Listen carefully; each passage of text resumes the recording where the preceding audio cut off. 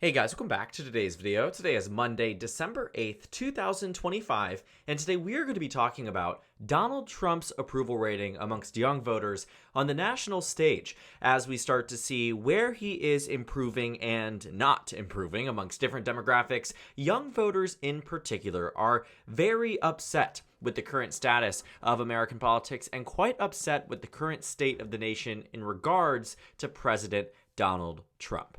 Now, the most recent poll from the Harvard Youth Poll, they do a poll across the country, a survey of young Americans aged 18 to 29, and the data they come out with every single year, they do 2 polls a year, often tells and foretells what future elections might look like, specifically amongst young voters.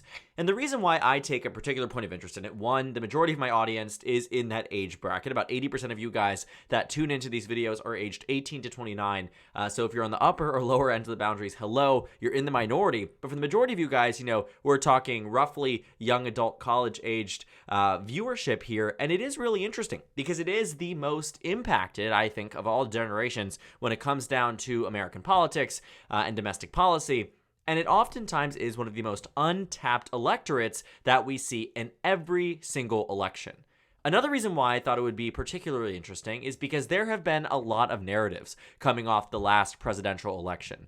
In order for Donald Trump to have done as well as he did in a number of these states, it had to do with an extremely cohesive electorate. An electorate that spanned swing voters, minority voters, young voters, turning towards the Republican Party at record pace in the 2024 cycle, which is why he won states like Arizona by 6, Georgia by 2, Pennsylvania, Michigan, Wisconsin, why we saw college campuses shift away from Kamala Harris and the Democratic Party for the first time in 15 years, why all of these different things were happening on the national stage, and what we can make of it from the aftermath of the election.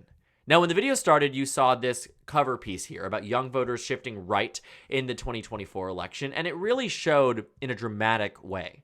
You saw that specifically amongst young men, it was a huge change in sentiment away from the Democratic Party. And you also see, too, that Kamala Harris in a number of these key swing states, save the state of Georgia, Kamala Harris lost support from voters under 30 in some cases by a very significant amount.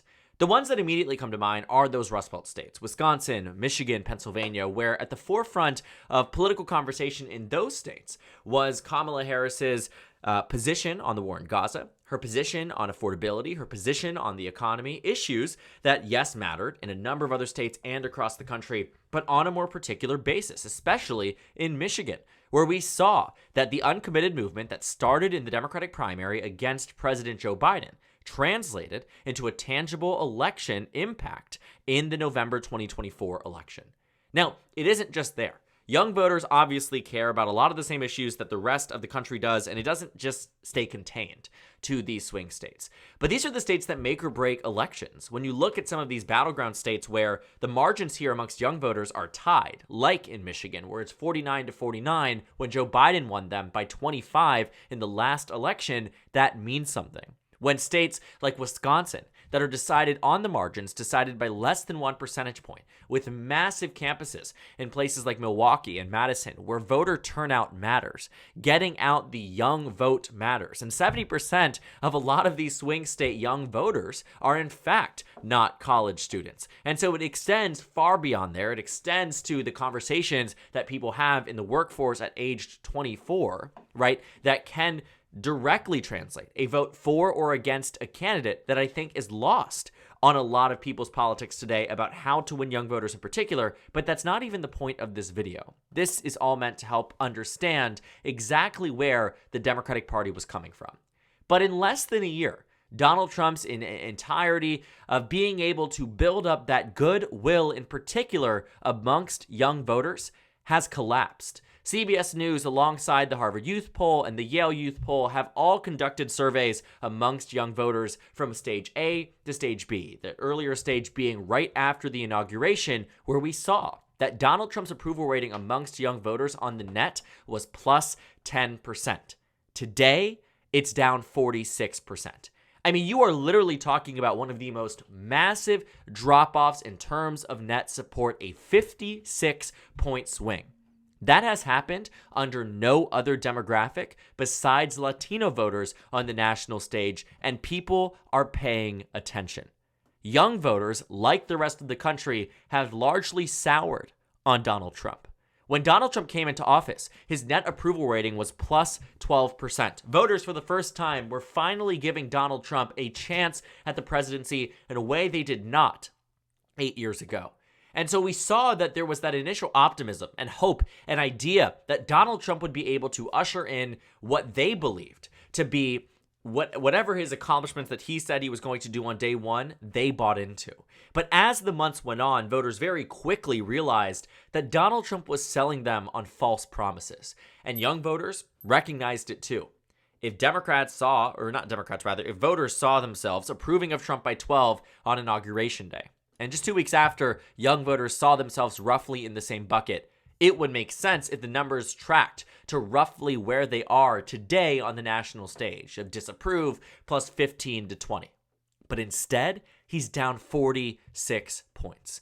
And you can see it here too in the Harvard Youth poll that Donald Trump's approval rating amongst young Republicans is at just 77%. For context, the record low for Donald Trump ever in all of his time running for office was immediately after the January 6th insurrection that showed him at an 82% approval amongst Republican voters nationwide. Young voters view Donald Trump more negatively than Republicans did after January 6th.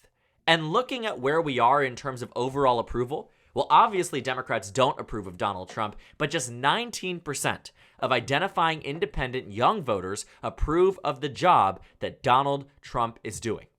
On illegal immigration, he's underwater. On immigration, he's underwater. On the economy, he's underwater. On healthcare, he's underwater. In every single way, Donald Trump is unpopular by a significant amount, particularly amongst young voters who he believes he has kept in the Republican Party's camp. And when I think about why this matters, I look at how these age numbers, translate relative to other groups across the country, right? You can see here that voters aged 18 to 22 are very unhappy with Donald Trump, even more so aged 23 to 29. But Donald Trump's approval rating is highest amongst voters aged 45 to 64, second highest amongst voters 65 plus. And it's really not all that shocking. But it does show that younger generations in particular that did in fact swing quite significantly at that moved over to Donald Trump and no longer find themselves believing that.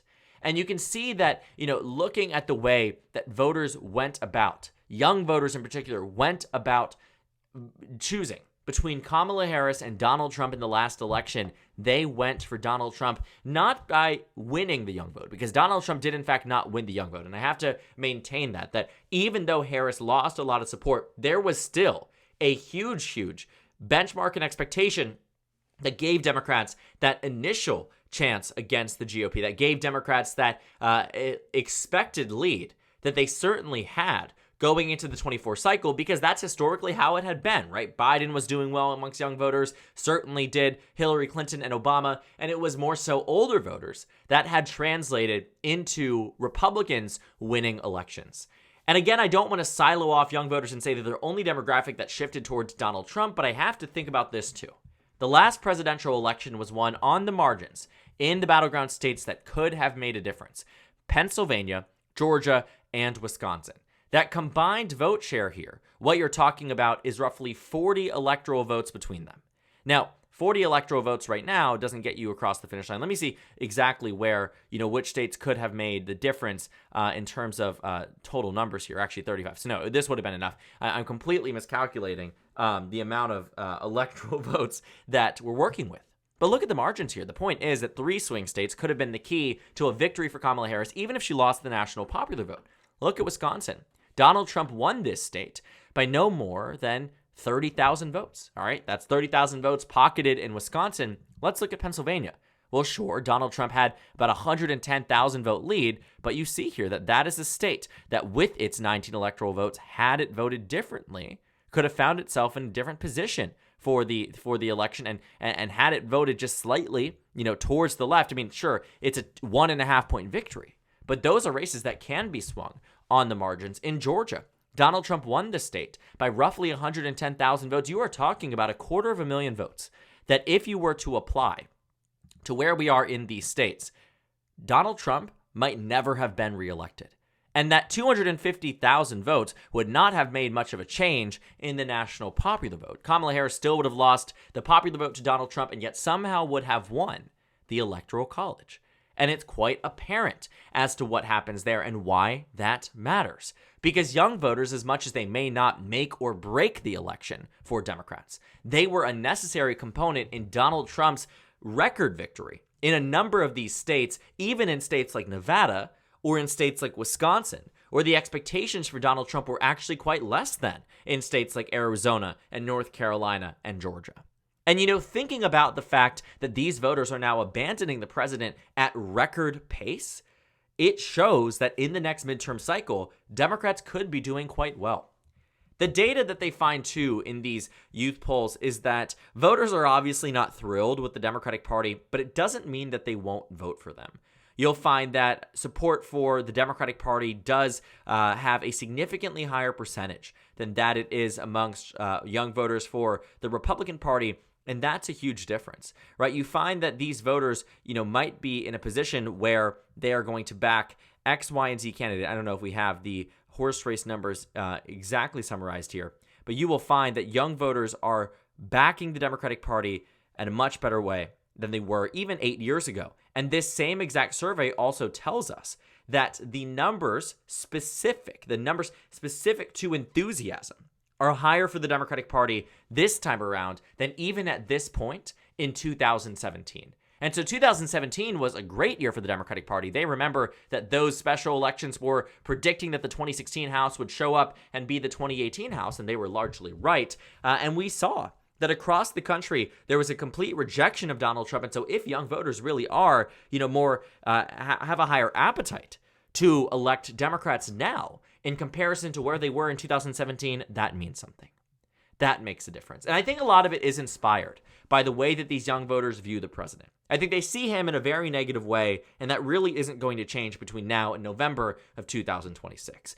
Because Donald Trump really has given no reason for it to be any different. He's not changing his policy. He's not adopting a new style. You're talking about a president who has been exceptionally unpopular for quite some time and is okay with that and does not seem to care enough that he will change his policy positions, his public statements, his actions with reporters. It is all a very negative view because Donald Trump is no longer beholden to these same young voters that now abandon the president. The same group that got him into office in the first place, again, not alone, but alongside other demographic groups that are also abandoning the president. It is at every turn that the actions of this administration seem to be guided by a lack of political instincts, an inability to understand electoral dynamics, impact on your party, what people perceive from the administration. And I think that really does make or break the midterms and the specials and all these races that happen in between, because voters use these elections as a means to push back or support a present day agenda. And they feel no urgency and means to support a president who they now sour on despite having elected him roughly 1 year ago. And looking at the fact that from January 20th, Trump's approval has gone from plus 12 down to negative 16, that is a 28-point swing on the national level. And specific to young voters, a 56-point swing. It is massive, the support that he has lost, and it really shows just how desperate of a position I think not only Trump, but the Republican Party in general is amongst young voters on the national stage. And so yes, in 2026, a lot of these House races that might be decided on the margins for Democrats could very well be won by a new and invigorated Democratic base. And specifically young voters, in particular in some of these swing districts, in some of these swing states, that in their only way they know possible of expressing their discontent with the President of the United States of America, they have the means of doing it civically. They have the means of doing it through the midterms, through specials, through off-cycle elections, and they will catch Republicans lacking. They will catch Republicans asleep at the wheel because this president does not seem to care that his numbers are underwater, even if they were, again, necessary at getting him elected in the first place. And taking a look at these numbers, it is going to be tremendously difficult to see how Donald Trump really does rebound from here, because my honest answer is, I don't know if he will. And I don't know if voters will even want to change their minds about where they stand with the president, regardless of new and changing actions. Because the damage, not only to his perception, but the real tangible damage to voters' wallets, to voters' housing situations, to voters' job markets and their job prospects. These things have already been felt because this administration is not tackling the issues that everyday Americans want them to do. They're focused on things far beyond the realm of what they campaigned on and promised on. And even on those issues, they're making it worse. And voters see they are making it worse. And thus are abandoning Donald Trump and the Republican Party in record pace. And so are young voters. Except they're doing it at an even faster pace, at even higher numbers, and something that I think will truly be felt to the highest degree in the 2026 midterm elections, because what is a poll today will be an election result tomorrow. So thank you guys so much for watching these videos. Make sure to comment down suggestions below. Subscribe on the left if you haven't already, and check out the Instagram and Twitter. At the bottom left of the screen, there's also a Discord server for you to go ahead and join. On the screen, there's a video for you to watch, and then a playlist for my 2026 House election analysis videos. Again, thank you guys so much for watching, and I will see you all tomorrow.